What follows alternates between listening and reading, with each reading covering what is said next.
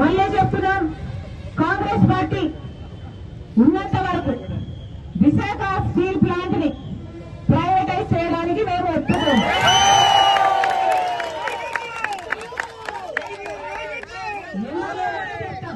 ఎందుకో కూడా చెప్తాం. పక్కనే జింక్ ఫ్యాక్టరీ ఉంది, గుర్తుందా? పక్కనే జింక్ ఫ్యాక్టరీ ఉంది, దాన్ని తీసుకెళ్లి వేదాంతానికి ఇచ్చారు, ప్రైవేటైజ్ చేశారు, వేదాంతానికి ఇచ్చారు. ఇప్పుడు జింక్ ఫ్యాక్టరీగా ఉందా? దాన్ని మూసేశారు. అంటే అంతమంది ఎంప్లాయీస్ వాళ్ళ జీవనోపాధి కోల్పోయినట్టే. అంటే ఇప్పుడు జింక్ ప్లాంట్ లో అసలు ఉపాధి లేదు. ఇప్పుడు వేదాంతానికి ఇచ్చారు, వాళ్ళు రియల్ ఎస్టేట్ చేస్తారు. అదే జరగబోతుంది ఇది కూడా. దీన్ని ప్రైవేటైజ్ చేస్తే ఈ 30,000 కుటుంబాలు రోడ్డున పడతాయి. ఆ తర్వాత దాని పైన అసలు దీని కెపాసిటీ 20 మిలియన్ టన్నులు. అంటే డైరెక్ట్ గానే 1,00,000 కుటుంబాలకు ఎంప్లాయ్మెంట్ ఇచ్చే ప్రాజెక్ట్.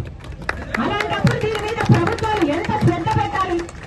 అవి పెట్టకపోగా ప్రైవేటైజ్ చేస్తున్నారు అంటే దుర్మార్గం కాకపోతే ఇంకా ఏమనాలి? అందుకే చెప్తున్నా, ఇది ప్రైవేటైజ్ కావడానికి వీల్లేదు. కాంగ్రెస్ పార్టీ దీనికి ఒప్పుకోదు. నేనే కాదు, రాహుల్ గాంధీ గారిని కూడా తీసుకొస్తాను. రాహుల్ గాంధీ గారి చేత కూడా ఇది ప్రైవేటైజ్ కావడానికి వీల్లేదు, మేము ఒప్పుకోము అని రాహుల్ గాంధీ గారి చేత కూడా మీకు మాటిస్తామని చెప్తున్నా. మేనిఫెస్టోలో కూడా, రాబోయే ఎన్నికల మేనిఫెస్టోలో కూడా కాంగ్రెస్ పార్టీ ఈ అంశాన్ని చేర్చబోతుంది.